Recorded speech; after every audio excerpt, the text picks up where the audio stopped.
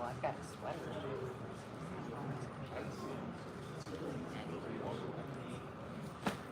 Sorry, it's going to be just another minute as we wait for some more people to show up. We're waiting on the mayor. He had to use the potty. So just give us a few minutes, please. There you go. I've got kids at home. I use the potty.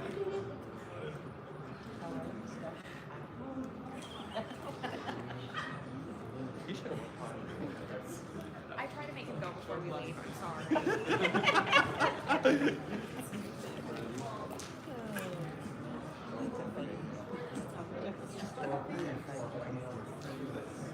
That's true. Honestly, yeah.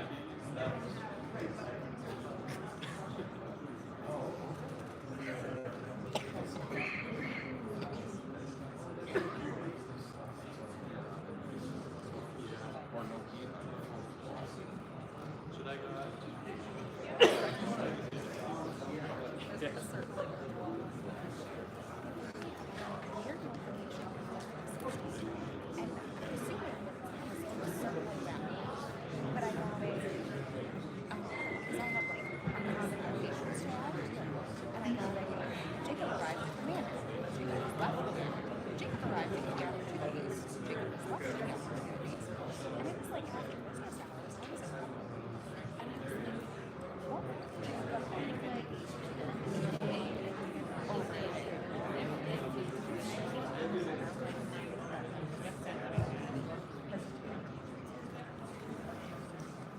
There it is.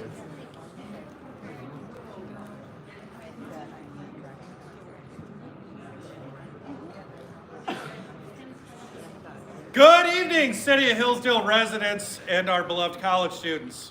I'm Corey Murray from the newspaper, here with my co-host for the evening, Logan Washburn. And what's your title at the Collegian? City News Editor. City News Editor. I don't do too much of that. I'm actually a breaking news person, but right now we're down to just me and Elise right here. So she'll be working for us tonight as I'm up here, which is kind of weird. I'm on the wrong side of this, but so we're going to keep things very informal. We're going to keep things moving. We have 5 candidates with us. Ms. Butcher, the mayor's opponent, was not able to make it tonight. So we're going to have 5 10-minute Q&A sessions. Try and keep your questions brief, to the point, to be respectful of their time, so we can give these guys some opportunity to let you guys get to know them better. And if you guys run out of questions, my friend Logan here, we've prepared some, so we can keep this party moving. We'll try and be respectful for time and be out of here by 9 o'clock. Mr. Mayor, if you want to take the stage, please. Sure.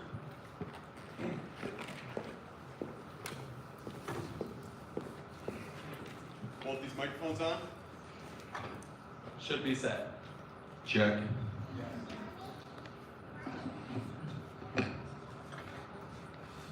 Okay, so I take it we're starting with a brief introduction. If you want to, and if people who have questions for the mayor want to get up and get in line, we can move that way. Yeah, let's do that too. I'm Adam Stockford, I'm your mayor. I won't take a lot of your time up with an introduction. I've been your mayor for the past 5 years. I'm asking for another 4 years. I'm here tonight.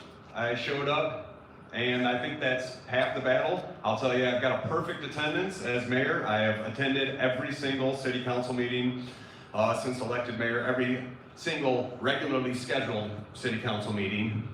I'm a graduate at Hillsdale College. I believe in small government. I try to put those sorts of tenets into action in office as best as I can. I believe that local government is the most important government of all, and I think that people that serve on as your elected officials are your employees, and I try to interact with residents upon that accord. So I would appreciate your vote in November. I'm happy to be here, and I'm happy to answer any questions that you have. Thank you. All right, so before we get started, we'd just like to go over some ground rules for everyone. Each candidate will have no more than 10 minutes to answer audience questions. The candidate then will be asked to yield the microphone, and candidates may not talk over each other. Even though we have y'all seated at the same table, we're going to try to keep it one candidate for each section. Sounds great. All right, you got that? We're good. All right. Let's see. Okay. Ready for our first question? I think we're ready. On your left. Mayor, hey, great to see you here tonight. My question is about the homeless, and I'm going to ask this question of every person who's running. There's a huge problem in the town. So I live on Bacon Street over by Stocks Park. There are people doing drugs in the gazebo of that park every single time I go. And I see these people walking outside my house at night. They scream bloody murder, and I mean that literally. That article came out in the paper. These police and fire are responding to these people on a daily basis. And I am tired of it. I want to live in a place where it's safe for my wife and daughter to go to the park without me needing to be there. And in my mind, it's like these people need to get help or they need to go somewhere else because this is public property. This is the town. I pay taxes to fund, have law and order. And I want law and order. So that's my question to you and to every other candidate here tonight. What will you do to solve or significantly reduce the homeless population in Hillsdale? Well, the homeless population, that is a very complicated issue. I would say a lot of these folks, we would love to arrest them, talk to the sheriff and get them to house some people. Because he won't take anybody, half the time the sheriff won't take violent criminals anymore. I've got an entire police force that's full of frustrated officers because they arrest people, they take them to the sheriff's department, and they're told that they're at capacity. Now, I don't know what happened with the homeless population. I don't know. There's lots of theories about how it's exploded so much over the past several years, and I don't know the correct answer to it. I've heard that Lifeways in Jackson is encouraging people to come down here for services. I've heard that they are local people, and basically it's just recently, which I don't completely believe this, but it's just recently been something that's a light has been shed on the problem. But I can tell you right now, the homeless it's a nonstop problem in the city. Public parks are owned by the public, and we want to make them available to people. I have a council member that our parks close at 8, or I think they close at 10 actually. And every night when they close, he calls the police, and they come out and they remove people from the parks. But we can pass loitering laws if we can get people to enforce them. If they enforce them, you got to get the sheriffs to lock them up. Otherwise, they boot them right back out again, and we're having a circular issue here. Can I ask a follow-up, Mayor? Yeah, I don't have an issue with it. Yeah. Yeah. So the question I have too is, like the Soso Church, I think, has a warming center. I'm not entirely certain how this works, but I know when they interviewed the homeless, he was like, the reason I can be here is because in the winter, I have a place to go be warm. And in my mind, that's not a solution. And what I see is people saying, I care about these people, which is why I'm going to enable this behavior. And personally, I don't see, how can you have a non-residential building that's serving as a residence for these individuals? And kind of tacked onto this is like the center downtown, the halfway house. Yeah, we have people loitering. And these are people who have a criminal record or need this kind of facility, and yet they're leering at passerby, like me and my wife. And again, I like living in Hillsdale. I got out of California to get away from this kind of behavior. Sure. It's just not acceptable. There have been overdoses at that center, at the halfway house. How can this be? Josiah, if you're talking about the Hope House, they moved out of that location. They're no longer down there. They're back in Jonesville again. Yeah, that's great, but that's the point is, can we as a city just kind of decide going forward, we're not going to allow kind of misbehavior at this scale? That's what I'm asking, if I can get a commitment. If there's a consensus from council, then most certainly. It's something I put together a homeless task force and tried to, and I'll tell you, it was spinning wheels. It was spinning wheels to get people to even show up to the meetings to talk about it. So I feel your frustration. I've been burglarized by homeless. My grandfather was murdered by a homeless man that he took into his house and gave and this was right here in Hillsdale County, so nobody feels your pain more than I do. It really is a very frustrating issue, and it's a complicated thing to try to juggle respecting someone's civil rights, respecting the individuality of our culture and different lifestyles per se, and the most important thing, making sure your town is a safe place for families to reside in. Okay. Well, I appreciate it. Thanks, Mayor. Thank you, Josiah. Next question on the right. Mary Stockford, thank you so much for being here. I really appreciate you taking the time. My question is about the issue of abortion. I know that definitely this election, most voters in Hillsdale have this on our minds with Proposal 3 on the ballot, for Michigan as a whole. But my question is about Hillsdale specifically.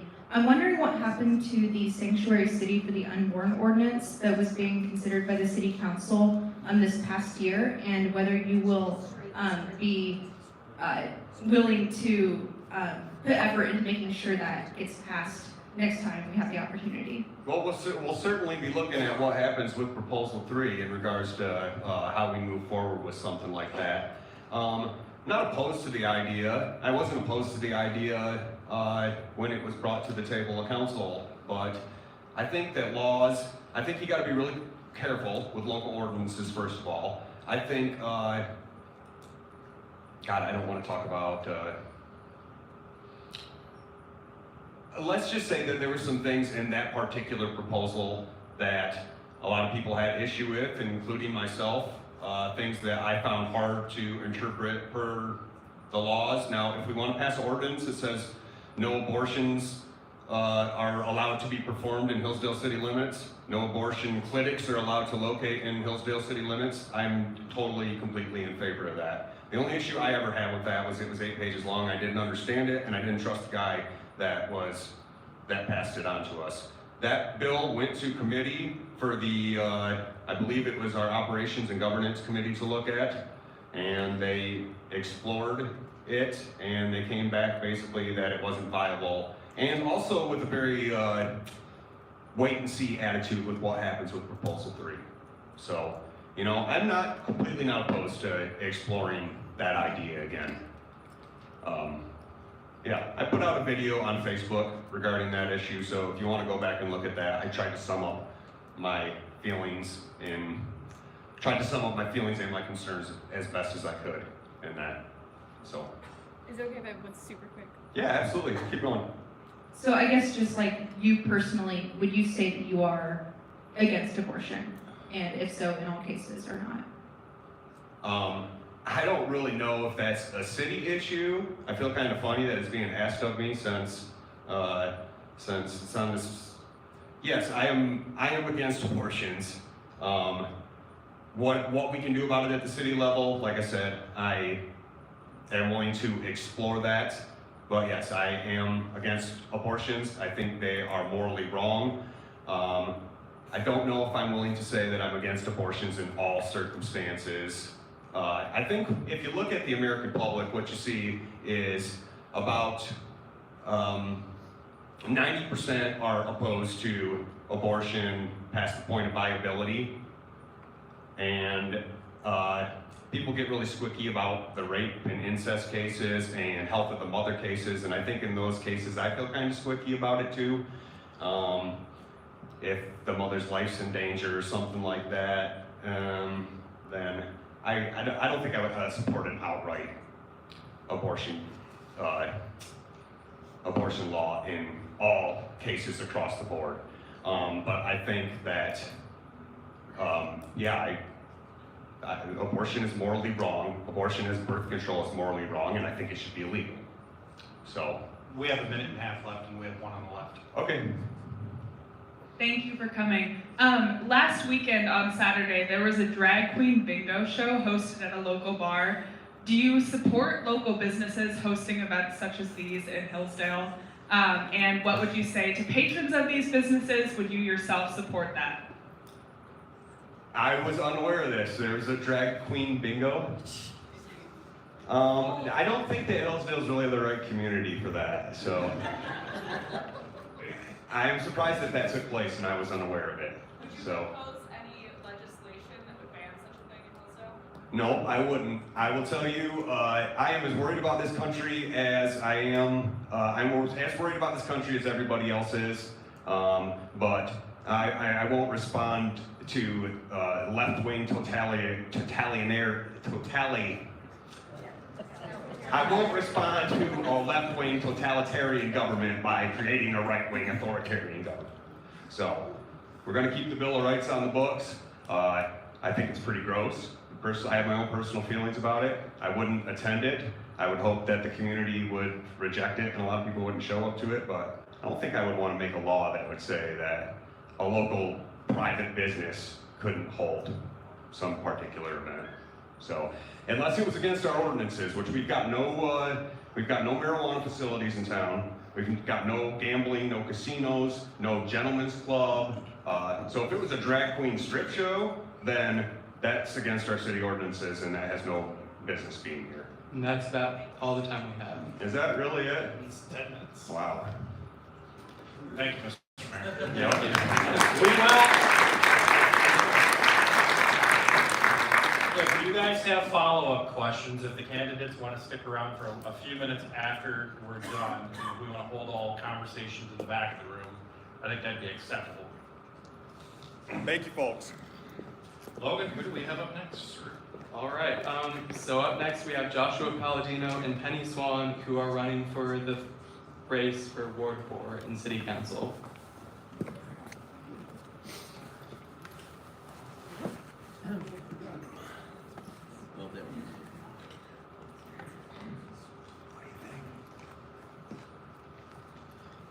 Those in attendance, if you have questions for Mr. Palladino or Ms. Swan, if you want to come to the microphone, please. If each of you would like to give a quick introduction of yourselves, feel free to do that. Thank you. Thank you all for coming. It's good to see you. I appreciate your connection to local politics and interest in it. My name is Joshua Palladino. I came to Hillsdale in 2014 to go to college here and met my wife, and we decided there was nowhere else we would rather raise our children. So we decided to stay in Hillsdale.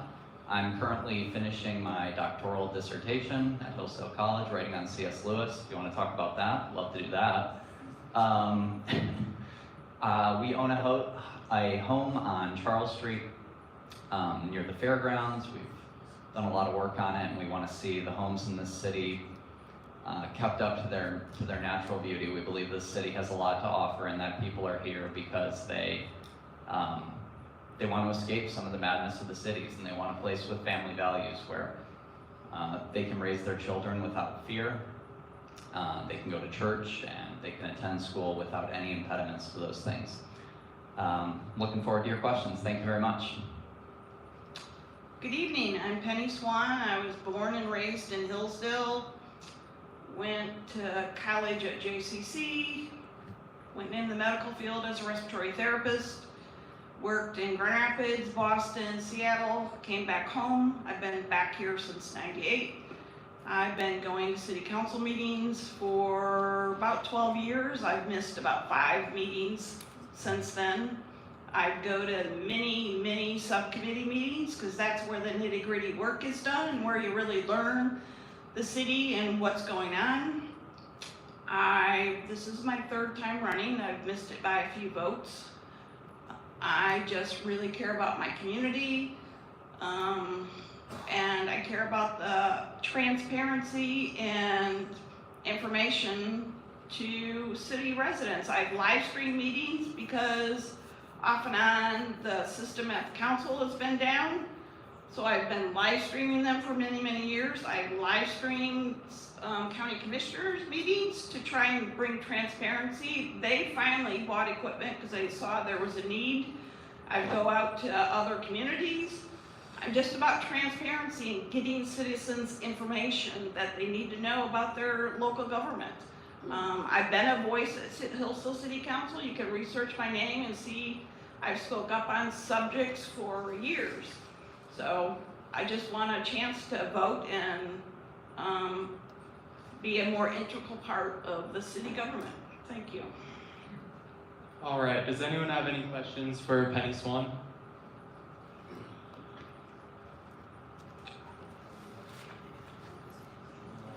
Hi. This is actually a question for both of you. Do you believe that the community public library is for the community good? And if you can explain your answer to please. So we're gonna just do it one candidate at a time. So this will be just for Penny Swan at this time. I absolutely believe in the community library. It's a very active, important research facility for all of the citizens in Hillsdale. It's a great place. We have a lot of money invested in that. It's a great resource. Education is important. Books are important. A wide variety of books are important. So I absolutely believe in the library, and I think it should be there, and we should support it and have a wide variety of research material for everybody in the community. Mr. Beck, your question, please. Penny, are you for putting adult literature in the children's part of the library? And who funded your campaign? Thank you. I didn't hear all of that. Couldn't hear. Did you support putting adult literature porn in the children's section of the library? And Absolutely. who funded your campaign? Thank you. Absolutely not. We shouldn't have any pornography in the library. So that's easy, and I didn't bring my list of my campaign donors. That will be available at the campaign finance when I put that in.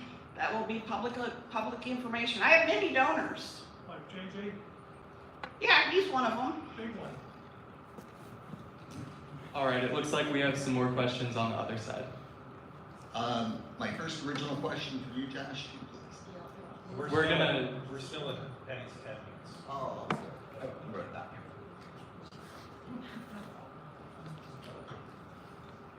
Benny, I'm going to ask the same question I asked to Mayor Stockford. Regarding the homeless in Hillsdale City, what are your proposals regarding cleaning up and preventing people from camping out on public and private property? I saw stuff, who knows how seriously to take this, but like the Hillsdale Information Station, or people want to build a new shelter here. I want to hear your thoughts on that, what your proposals are going forward. I have had issues with the homeless. I think it definitely needs to be dealt with. I was on Adam's task force. Like he said, it was pulling teeth. Often it was Mayor Sackford, Chief Hepner, and me, and we had, I think, like 10 people volunteer for it. We finally disbanded because we couldn't get anybody to come. I started doing a bunch of research, and that's another reason I'd like to be on council, because it's easier to do research. Like, I can call other cities saying, hey, I'm a council person. What are you doing? Can I get some insight? You can't kind of do that as a private citizen. So, and just recently, behind where I work, we had a homeless guy camping there, and I'm like, as we all want to be good to people in dire living conditions, but he started pooping and peeing, and it was relatively close to our back door, and I finally had to come and get the police to come and shoo him away because he's making it unpleasant health-wise for us to be around there. I think more get in, encourage them and giving them a place to stay isn't helping them. It's like you have to teach people to fish and earn a living. So I think just giving them a shelter to live with no ramifications is not a good thing. I think that's enabling this bad behavior. So I agree, something needs to be done, and we can't enable, we can help them become a productive person in society, but we can't enable that just lackadaisical, not responsible behavior. Our next question, please. Okay, so 2 questions. One, since this is set up as a Q&A, not as a debate format, I'd be curious to know how you see your major differences with your opponent. What are the key points of disagreement? What do you think you would do differently? And the second question relates back to a previous answer you gave. I'm curious to know if you could explain where the dividing line is for publicly available material to children between, you said obviously you're against pornography in the library. I think that's great.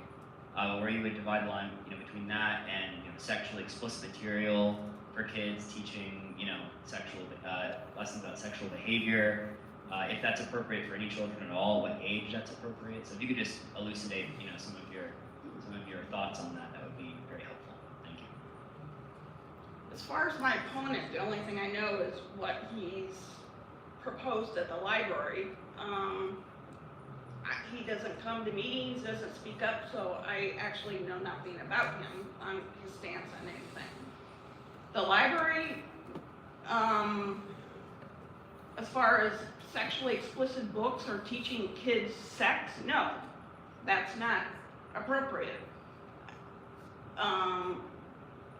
Parents need to be parents and help them decide what books they want. I went to the library, looked at the books. I actually have them at home, so I did a Facebook Live going through them, not a Facebook Live, a YouTube Live going through some of the books Mr. Palladino targeted. None of them talked about sex. None of them were grooming. They were picture books about family, so I haven't seen those books. I've been to the library, looked through the books on the list. I didn't see that, so I can't. I'm not for teaching children sex at all in the children's section. That's not appropriate. I'm very much a Christian conservative. Next question on the right, please. Do you have children under 10 years old? I'm 63, so no. Next question, please. Should there be a board that decides or debates what books should be and should not be in the children's section? I think that's what the library board is, and we pay for a librarian. They have standards, and so I think we already have a board.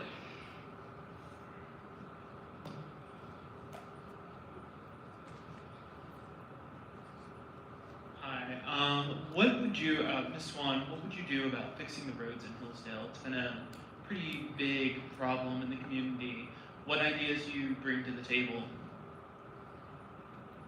Well, in the city, we had a committee, I can't remember the name of it, that looked at all sorts of options. And the one thing that seemed to be working, while it's not ideal, is, I can't think of the name of it. Special assessment. Special assessment, thank you. Where citizens ask for the special assessment so their roads can be moved up. I agree, the roads are horrible. The road I live on is horrible. That's a priority of mine, and that's, once again, if I'm on council, as a council person, you can call other cities, do more research, you can do more as a private citizen, you can look stuff online. I actually looked quite a few years ago, about changing from asphalt to concrete, because we actually have a concrete company here in Hillsdale, and concrete roads last longer, concrete roads can be repaired easier, concrete roads help deal with water easier. That's why interstates, for the most part, are concrete. So I've looked at that. I've done a lot of research on the roads, and like I said, once again, if I am on council, you can do more research as a council person, talking to other cities and looking at other options. But the roads are definitely one of the top priorities of mine. Seeing no further questions with 45 seconds left, I do have one question for you. What do you consider to be the city's biggest threat? And if elected to council, how do you plan to address that? City's biggest threat. Like, what kind of threat? I think the homeless issue is definitely one of them, and that is related to the drug issue, I think. I think a lot of the homeless do drugs. So I guess the drug issue, I would pick as number one, because that carries down to many other issues within the city. Okay, and that's time. Thank you, Ms. Swan. So if you guys have questions for Mr. Palladino, if you're going to come up to the microphone, please. Am I saying your name right? Palladino. Palladino. Yes. Josh, I'm going to ask the same question regarding the homeless. I just want to hear some proposals about what we can do to get these people either in a place where they can recover and rehab, or they can just stop harassing the ordinary people of the town who just want to live a decent life. But I'm going to ask a second part to my question as well regarding the city structure. So we have a city manager council system, which essentially divides executive authority sort of kind of between the mayor and then this non-elected official. In my view, this is a huge problem, because when the city bureaucracy wants to do stuff, it is not wholly accountable. There's a story I've heard from a former council member about an ice cream machine that the council didn't want purchased, the bureaucracy wanted it, and they divided the transaction in order to get it. So basically it's a two-part question.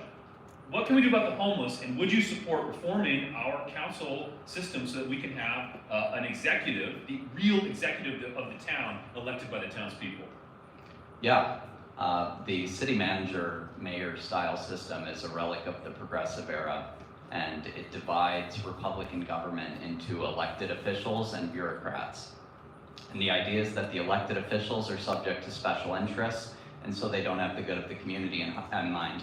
I think the opposite is the case right now. We have a mayor that makes no money, that does this basically in his own time, and the bureaucracy is deeply interested in perpetuating the current system. It's difficult at the local level because they're good people. They're not abstract federal agents. You know, they often have good intentions in mind. So I support bringing as much work back into the city council. And by that I mean the council should do the jobs of administering to the city to the greatest extent possible, and should contract out the work when they don't feel that they are up to the task. In other words, the council should be a permanent governing body, not a body that meets every 2 weeks to approve what the city has already been doing. We need to be proactive. The city leaders need to lead the city. We need a strong mayor system. Regarding the homeless, I don't think we have a homeless problem, we have a mental illness issue. Very few well people live homelessly. Some weird bodybuilding dudes do, that's about it. We made a huge mistake in this state when we abolished the mental asylums. They needed reform, they shouldn't have been abolished. Now we're having similar issues. There were 30 people hospitalized today in San Francisco for marijuana-induced schizophrenia and psychosis. We need to take these issues seriously of mental illness. If they're becoming violent, if they're shooting up on public property, they should be charged with trespassing. If they aren't Hillsdale natives, if they're migrating here for our services to harass our people, they should be moved out of the city, potentially out of the county, to somewhere that can take care of them where they are from. If they are Hillsdale natives, I do believe we have an obligation to them. But that means reforming their way of life and their habits. This doesn't mean feeding and clothing them, as Penny said, and I agree with her on that. But we need to have a strong hand. They should be charged with trespassing. If they continue to trespass, they need to be removed from the city. Mr. Beckwith, your question, please. Well, I'm part of the Warming Center. I go to Sozo Church. Sozo means salvation, completion, and Greek, for people that don't know what the word means. And we're doing our job as a church, bringing the people in the wintertime, keeping them fed, washing their clothes, we have a shower there for them, and basically witnessing to these people. That's our duty as a church. And I'm not happy for people coming in from other parts of the country, it's blue, and telling us what to do. I don't want their politics coming into Hillsdale. We're basically a red county here, theoretically, unless you get deeper down in the deals. But that's our duty for churches to do that. And That's all I got to say about it. And my question to you is, will you keep supporting this at The the Warming Warming Center? Center? Absolutely. Thank you. We have, it is an obligation of Christian charity to support the homeless, the oppressed, the needy, the fatherless, the widows. Absolutely. Like you said, we cannot bring in more people. We are a poor city. We cannot afford it. The people that are coming in, we cannot just feed and clothe them. We must expect more. Is there underlying mental illness? Then we need to address those issues. Like I said, I believe that homelessness is basically a mental health crisis. And it's not just drugs. It's phone addiction, it's social isolation, it's the fact that we're unable to make real connections in American life anymore. People are so isolated. And if there was a homeless person 100 years ago, everyone would have known their name, everyone would have rallied together, but they're off in the woods shooting up and they're totally isolated. The Warming Center brings these people in. We need to capitalize on this, and we need to partner with the city to find resources for them, not just to bring them in every night, to warm them up, but to bring them to a better and higher life. All right, sorry. My original question was, do you believe the library is good for the community? And on top of that, too, since was asked earlier, who's funding your campaign? I can point to a few people in the room. I've taken three checks, and I can show them to you afterward. But we've mostly funded it ourselves. And we're not filing, we're staying under the $1,000. I've been reading the city charter and the state laws that incorporate the city, quite a bit actually. I've been trying to find the research, trying to find why libraries were initially instituted. Libraries are some of the oldest public institutions in the United States. From the perspective of the American founders, libraries well constituted, doing their duty, are one of the most important things that a city can have. And I will say, unfortunately, more important than the roads, because nothing is more important than being literate, being educated. But from literacy and education, we must rise to character and integrity and honesty and morality and virtue and wisdom, ultimately. The city charter says that the council may incorporate a library for the sake of promoting common good and the public good. I believe that has a very strict definition, and that meets a high bar. Whenever we're using public dollars to support anything in relation to education, anything that has a public name on it must meet the highest possible standards. We must meet a broad consensus, and this means we should have information that is academic and uplifting. In the children's section, this means, as my proposal said, although most people I don't think took the time to read it, no partisan political material and nothing sexual. I believe that's the definition of a children's book. C.S. Lewis actually says, when he was writing a children's book, the hardest thing to do was to keep all romantic aspects out of it, because that is not the level that children are at. Now, once children start to get 14, 15, 16 years and they have these questions, they need to go from their parents to their parents, and they need to check books out from the adult section that their parents deem to be appropriate on those subjects. I'm saying this is a categorical difference. There is no such thing as a children's book that discusses sexuality in anything except the most basic terms. As soon as we leave that, we've left to a situation where we're having to draw a line constantly. The line is the children's and the adult section. If you feel that your under 18 child needs to learn about these things, they do, by the way, especially in this culture, you need to go select those books or tell them which books to select from the adult section. My proposal was trying to prohibit, and it wasn't even, it didn't remove any books from the library because it was a curation, a book selection policy. I'm on the library board, by the way, for anyone who doesn't know. It is a book selection policy, meaning the books that come in the future need to meet the highest possible standard that will make parents as comfortable as possible. I picked 3 books. Penny did not address those books in her discussion. She picked some books that the director decided I would ban if my proposal passed. It was very dishonest. The 3 books were 50 Shades of Grey, which was on the lowest possible shelf right once you walked in the library. And people keep saying there's no such thing as a definition of pornography. There is. You can look it up on Merriam-Dister. Anything, image, written, or video that is intended primarily to arouse sexual desire.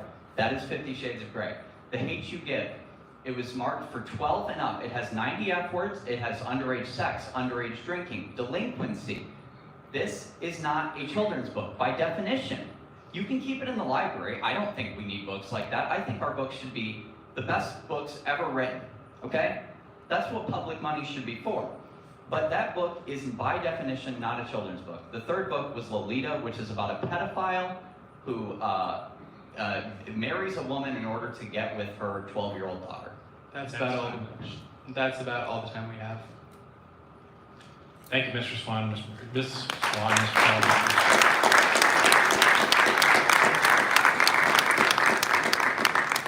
Next up, we have City Mayor Gary Wolfram for Ward 3. If you guys want to take the stage, please.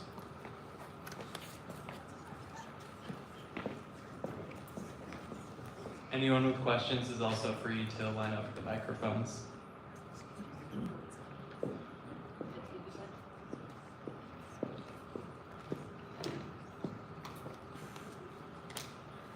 Cindy, if you want to get started with a brief introduction, please. I'm sorry, introduction. Thank you very much. Good evening, everyone. I'm Cindy Merritt. My husband and I moved to Hillsdale 8 years ago.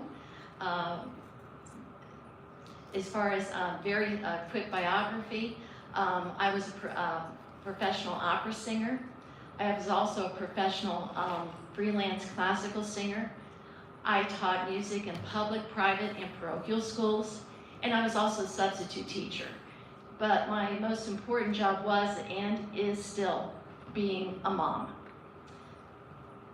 And I think the city of Hillsdale, as far as city government, has 3 major responsibilities, and that's police, fire, and road construction and maintenance. And I think also, I want to make it clear, I have no desire to raise taxes. We're taxed enough already. And when I look at, and when we talk about city budgets and so forth, and people mention city money, that's not city money. That's city taxpayer money. And anyone elected to city office should always keep that in mind. That money does not belong to the city. It belongs to the city taxpayer, and it deserves to be allocated with great care. Thank you very much. Hi, I'm Gary Wolfram. I'm a professor of economics at Hillsdale College, and I've been a professor here since 1989. I expect to use my experience as Deputy State Treasurer here in Michigan and as senior economist for the Republican senators to convince the state government that they need to increase revenue sharing. People don't, and to alter the tax liabilities. So if you look at state revenue sharing, which people don't even know about probably, but there's statutory revenue sharing, which is where the state collects from the sales tax and the income tax and then gives it out to the cities, villages, and townships. That went from $684 million in 2001 to $210 million by 2012, and only recovered to $266 million in this last fiscal year. That means that $400 million have gone away from the local units, and that's why your roads don't look the way they should look. But also, when Proposal A passed, no one was thinking about the fact that when your property values go down, what does this say? You can only go up by 5% of the rate of inflation, whichever is lower. So what happened there was we had the taxable valuation fell by $48 billion from 2008 to 2013, and then from 363 billion to 315 billion. It didn't hit back what the taxable value was until 2019. And it's only $391 billion now, which means that if you look at what the taxable values are, and then compare it to what the tax base should be, the tax base should be more on the $500 billion range. And so it's not a matter of your city government has just been goofy and has been spending the money when they shouldn't be. The deal is, what do you pay for? You're going to pay for the police and fire. And so what do? You have to let the roads go to whatever. So what I would really try to focus on is using my experience with the state government to go and make sure that we get increases in revenue sharing here in the city, and that could fund lots of things. Well, you can see what he's really passionate about. We're gonna go ahead and get started with questions, and I have one here on the right. Excuse me, who's first, who's second? Ms. Merritt, please. Okay, is my mic live? Is it? Okay, thank you, I wasn't sure. Okay. I'm trying to figure out the rules, so if I ask a question, I can't come back up to ask the other person the same question? Is that correct? So we're gonna, Ms. Merritt's 10 minutes starts now, and then we'll do Mr. Wolfram's 10 minutes. Okay. So Mr. Wolfram had mentioned about basically the increase of taxes only being at 5% per year. And being somebody that manages over 100 rentals and owns quite a few properties in town, what I find is that my taxes get affected when I improve the property. And it seems to me that it's a penalty. And so my question to both of you, and however you want to answer that, is why is that? And I know that our city is not the only city that does that, but the people that don't get taxed are penalized for not improving their homes or making them look nice, and those that are trying to make the community look better get penalized. And what is your thoughts on that, and how do you see that being addressed? It is a conundrum. When you want to sell a property, you want to get the most money for it. But when you're buying, you want to get the least. As far as assessing, I can understand that. That is an issue. We have a home that we've improved as well, and it's good to see that properties are being improved and so forth.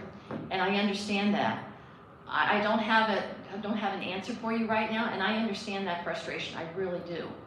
But that's something that if I get on the council, I would like to investigate and see what we can do about that. Next question, please. Yeah, so there's been some comments tonight about Christian charity in regards to the homeless. I just want to get your thoughts on this verse from the Bible. This is 2 Thessalonians 3, verse 10, from the Apostle Paul.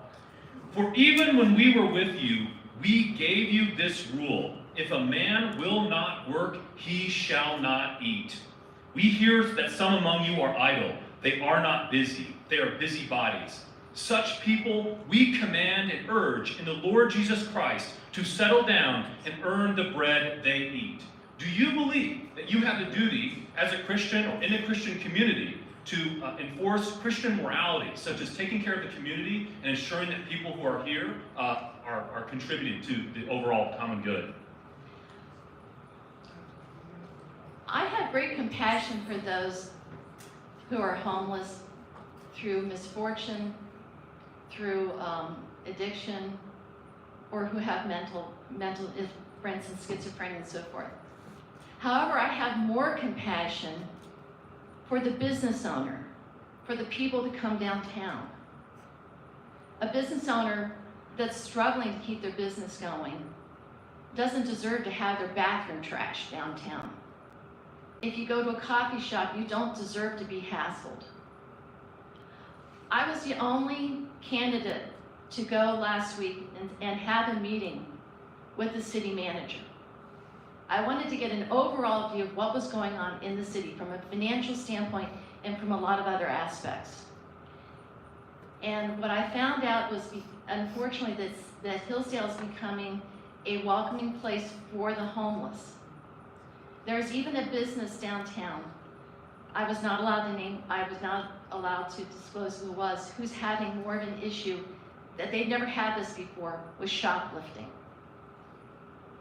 So yes, I have compassion for these people, but I have more compassion for the business owners that own businesses downtown and for those who shop and do business down there.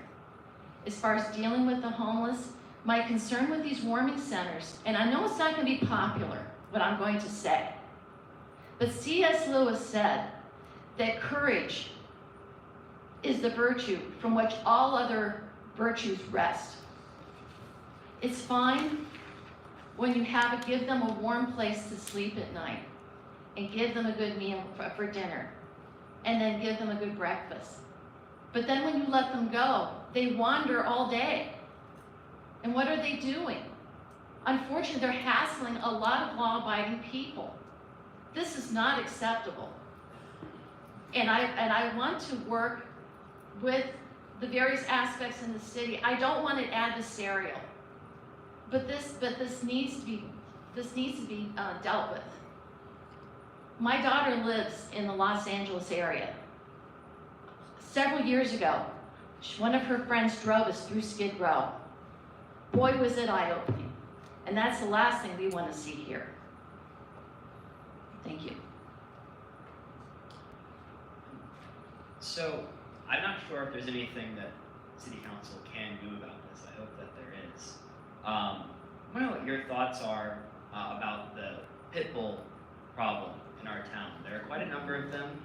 Some are, I know, of the dogs, it seems to be, of some of the homeless walking around town. And living here, living in town, I've now heard probably half a dozen cases of pit bulls coming very close to attacking people, in some cases attacking their dogs. A friend of mine's pregnant wife was chased inside her house by a pit bull that came up onto her porch. Many of these dogs aren't chained, they aren't kept behind a chain link fence on someone's property, and they pose a serious threat.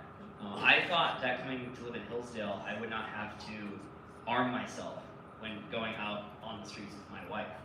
And now I do, because I'm seriously concerned about an imminent threat to her life and health and mine, for that matter, because of that problem. And I think that poses a public safety threat.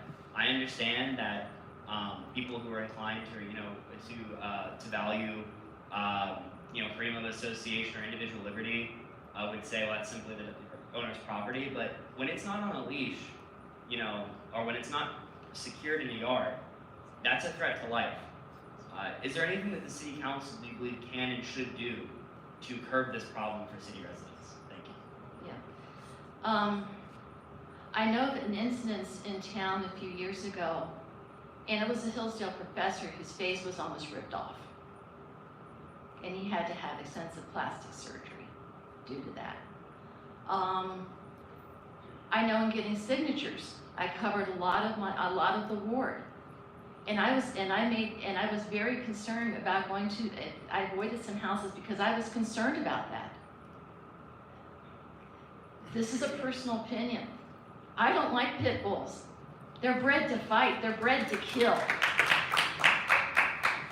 And I would not oppose. I know people say, well, how many stories have you seen in the news where people say, oh, he was fine, and then he kills a toddler? Unprovoked. It's unprovoked. So, and I know this probably will be unpopular with some people, but so be it. I'm making a courageous stand. I would not have a problem with an ordinance outlawing pit bulls in this city. I have one question for you, ma'am. I see no one else up to the microphone. You mentioned police and fire being one of the most important things the city government does. How would you, if elected to council, ensure that we either increase or work better with the schools in Hillsdale regarding school safety with the events of all these school shootings? With the school shootings, I don't know if this is something that can be done locally or has to be done state or federal, but we're talking in terms of public school. The only way to stop a bad guy with a gun is with a good guy with a gun. I see no problem with teachers who choose to take weapons training, which is very extensive, and arm themselves to protect themselves. I have no problem we have veterans around here veterans that know how to use a firearm properly. Of course a veteran does. You know, when you're in the military, you have respect for that firearm. I have no problem with veterans who are vetted, interviewed, you know, who have past basic, extensive backgrounds or something, guarding our schools, being armed. I have no problem with that. And I think you do that, you stop shootings right now. How many, and you don't hear about this much in the press, but there are a lot of there have been mass shootings that were stopped dead in their tracks. I mean, that kept from being a mass shooting because a citizen, lawfully armed, stopped that mass murder from creating mass murder. Okay, no more questions. We have 10 seconds left. Mr. Wolfram. Anybody with questions for Mr. Wolfram, please take a microphone.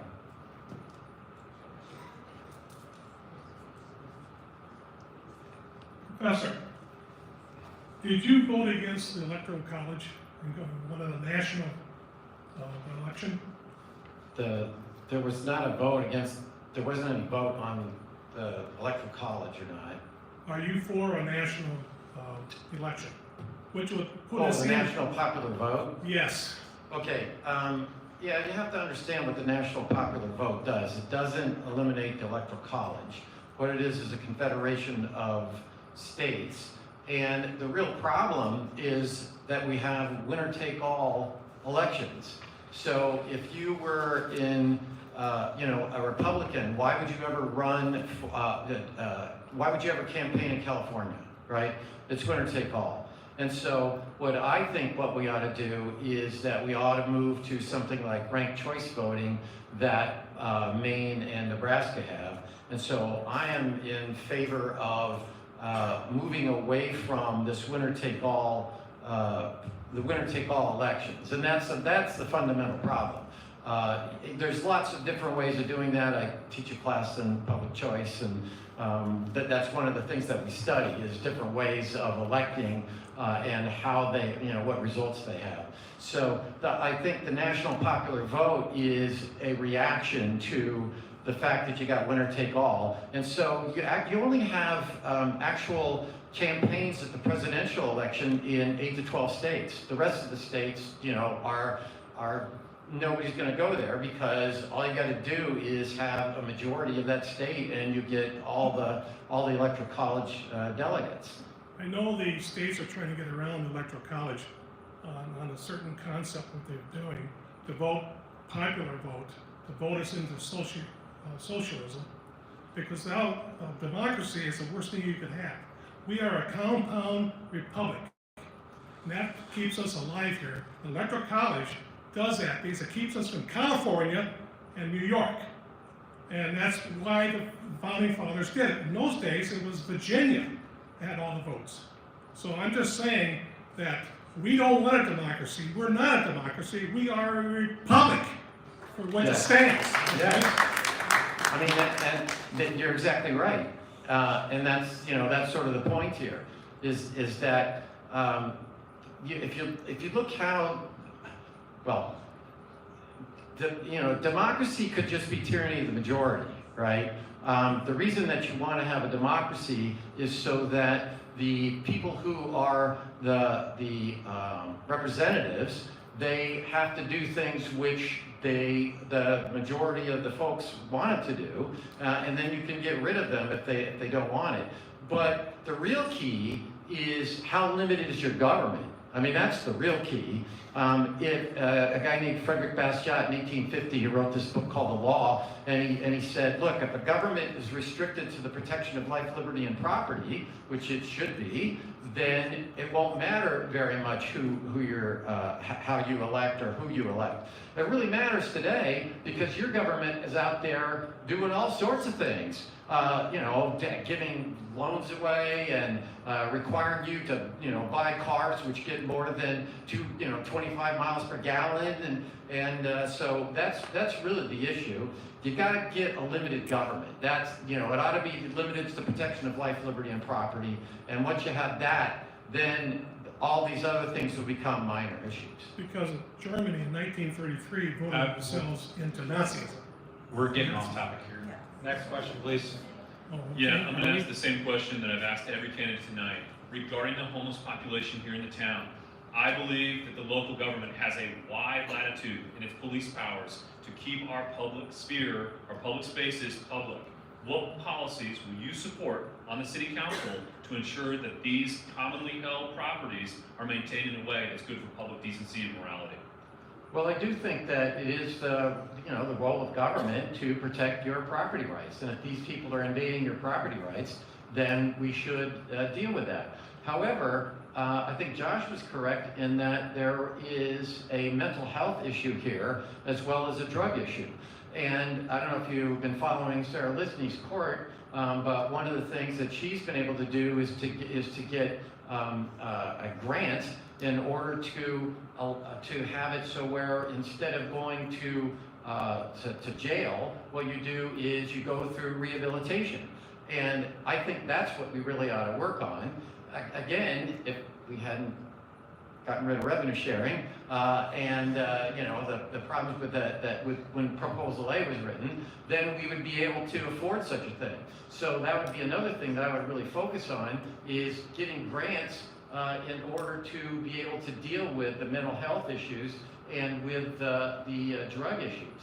Now, what we do in the meantime is you're going to have to, you got a problem in where are you going to put the jails? If the jails are full, how are you going to deal with that? Right. That I think that's a true question, and we will have to look at it. But I do think that getting revenues in order to be able to solve this mental health problem and this drug problem would be a focus that I would work on. Mr. Hendy. You supported medical marijuana and you're a registered lobbyist not once but twice in the state of Michigan. Why should we vote for you? Thank you. Well, because it's sort of interesting. I tell people, look, when I was at Berkeley, I got my PhD at Berkeley, and people say, well, how did you get to Hillsdale from Berkeley? And I say, well, like the Grateful Dead said, what a long, strange trip it's been.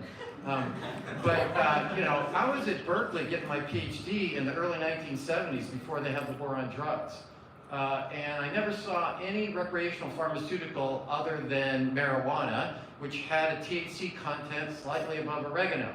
Okay? So what happens when we have the war on drugs, then what happens? Then what happens is that you get just as what happened when they had prohibition on alcohol, the mafia gets in there, and so the same thing is happening here. But I think that if what you do is you allow for marijuana, whether it's medical or whether it's recreational, then you're going to change the demand for other things like crack cocaine and fentanyl and all these other things that have now become prevalent.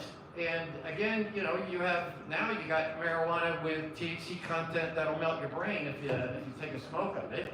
So I think that really the issue here is to if you listen to what Hayek and Mises talked about, the fact that that if you have within the private spheres, it's not the role of government to go in and tell you what you can and you can't have. Because once that happens, then where does it stop, right? And Mises says that alcoholism, morphine, and cocaineism, they're all pernicious evils, and the rational person should be opposed to it. But that doesn't mean that the government should go out and try and deal with that. One more question on the left.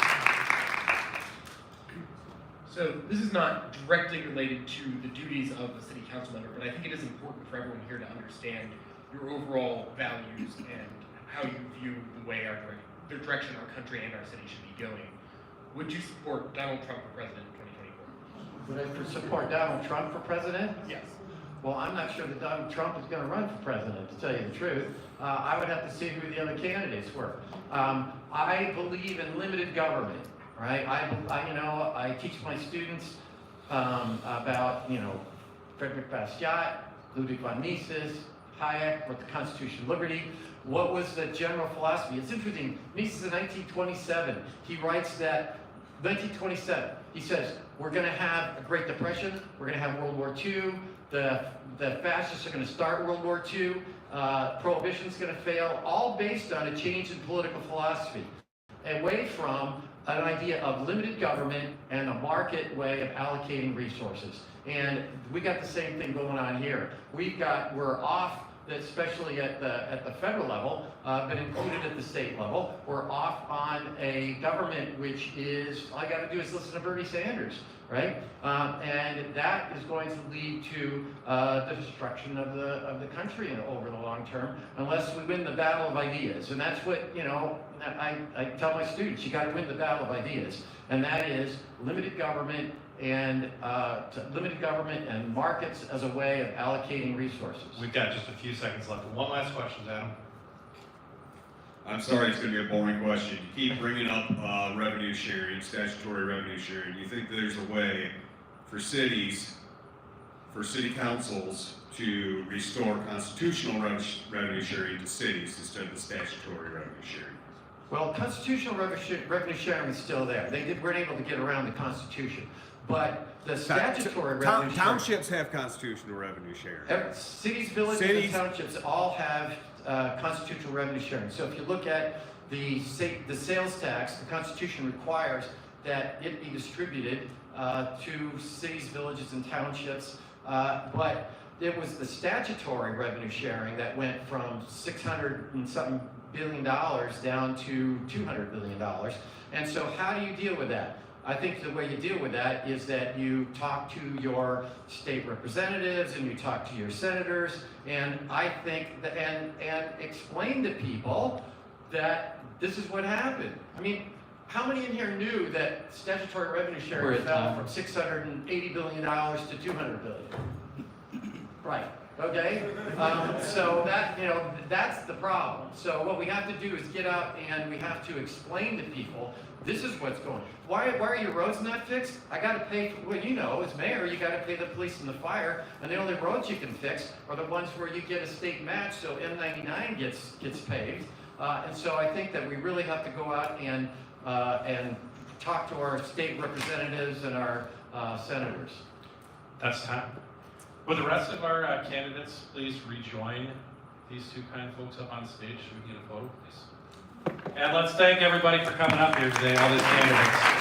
Again, if you guys have any follow-up questions, if they want to stick around for just a few short minutes, we don't want to eat up too much of the calendar time, but again, thank you to Logan and the collegiate staff for partnering with us to do this, and for the use of the beautiful facilities here at Hillsdale College. We'd also like to thank the Hillsdale Daily News and Corey Murray. Thank you all for being here. Where's our photographer? I would just like to say that I live on Corona Circle, and I used to be able to say it was beer, now it's the virus. All right, everybody. If we want to get behind this table and kind of squeeze up there, behind the table. Take two. Sometimes that camera's sketchy.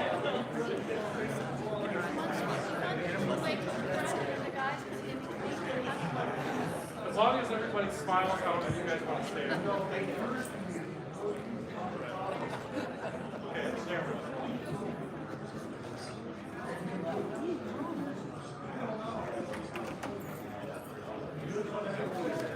That's it, you're fired. You